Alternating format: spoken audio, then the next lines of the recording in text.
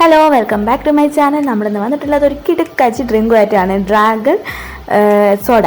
അപ്പോൾ ഈ dragon soda എങ്ങനെയാണ് ഉണ്ടാക്കുക നോക്കാം. അതിന് മുമ്പായിട്ട് നമ്മുടെ ചാനൽ ആദ്യമായിട്ട് കാണുന്നുണ്ടെങ്കിൽ സബ്സ്ക്രൈബ് ചെയ്യുക, ലൈക്ക് ചെയ്യുക, ഷെയർ ചെയ്യുക, കമൻറ്റ് കൂടി ക്ലിക്ക് ചെയ്യുക.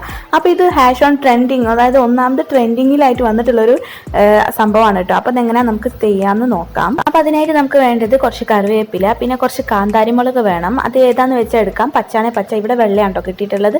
തൈര്, പിന്നെ തൊലി കളഞ്ഞ 2 നാരങ്ങ, ചെറുനാരങ്ങയില്ലേ തൊലി കളഞ്ഞത്, പിന്നെ പഞ്ചസാര, ഇഞ്ചി, പിന്നെ സോഡ വേണം.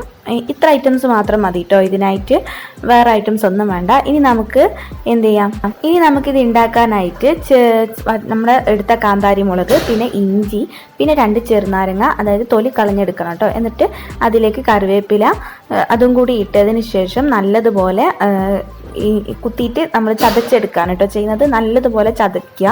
അപ്പോൾ ചതച്ചെടുക്കുമ്പോൾ ശ്രദ്ധിക്കണം. എന്നിട്ട് ഇതുപോലെ പേസ്റ്റ്. ആ ടൈമിൽ നമുക്ക് എന്തുണ്ടാക്കുക, പഞ്ചസാര സിറപ്പും കൂടി ആക്കി വെക്കുക കേട്ടോ. കുറച്ച് വെള്ളത്തിൽ ഞാൻ ഓൾറെഡി ആക്കി വെച്ചിട്ടുണ്ടായിരുന്നു. എന്നിട്ട് ഒരു ഗ്ലാസ്സിലേക്ക് 4 സ്പൂൺ പഞ്ചസാര സിറപ്പാണ് നമ്മൾ ചേർത്ത് കൊടുക്കുന്നത്, നമ്മൾ നേരത്തെ എടുത്തിട്ടുള്ള പഞ്ചസാരേൻ്റെ. പിന്നെ ബാക്കി നമുക്കൊരു സ്പൂൺ ഉപ്പിട്ട് കൊടുക്കാം.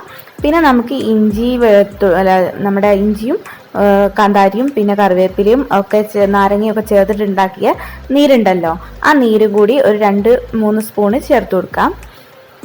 അപ്പോൾ ആവശ്യത്തിന് ചേർത്ത് കൊടുക്കാം കേട്ടോ. അപ്പോൾ 2 സ്പൂണാണ് ഇപ്പോൾ ഞാനൊരു ഗ്ലാസ്സിലേക്ക് ചേർത്തിട്ടുള്ളത്. ഈ കൂടുതൽ വേണമെന്നുള്ളവർ കൂടുതൽ ചേർത്ത് കൊടുക്കാം.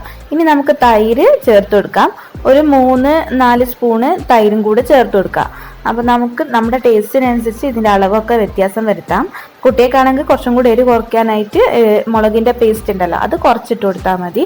എന്നിട്ട് നമുക്ക് ഇതിലേക്ക് സോഡ ഒഴിച്ചു കൊടുക്കാം. സോഡ നിറയെ ഒഴിച്ചു കൊടുക്കാം കേട്ടോ നമുക്ക് ഗ്ലാസ്സിലേക്ക്. അപ്പോൾ സോഡ ഒഴിച്ചു കൊടുക്കാം ഇനി. അപ്പോൾ അതാ നമ്മൾ സോഡ ഒഴിക്കുകയാണ്.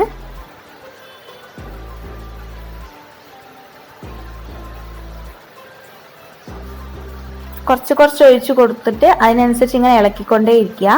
അപ്പോഴാണ് നമുക്ക് കറക്റ്റായിട്ട് കിട്ടുള്ളൂ. അതായത് മൊത്തമായിട്ട് ഒഴിച്ചിട്ട് പിന്നെ ഇളക്കാൻ നിന്നാൽ ബുദ്ധിമുട്ടാവും നമുക്ക് കലങ്ങി കിട്ടാനായിട്ട്. അപ്പോൾ കുറച്ച് ഒഴിച്ച് അങ്ങനെ ഫുള്ളായിട്ട് കലക്കിയെടുക്കുക. അപ്പോൾ നമുക്ക് ആവശ്യത്തിനുള്ള മസാല പോലെ റെഡിയായി കിട്ടും. നല്ല ടേസ്റ്റി ആയിട്ടുള്ള ഒരു ഡ്രിങ്കാണ് കേട്ടോ. നമുക്ക് എന്താ പറയുക, എരിവും പുളിയും മധുരവും എല്ലാം ചേർന്നിട്ടുള്ള ഒരു അടിപൊളി മസാല സോഡയാണിത്.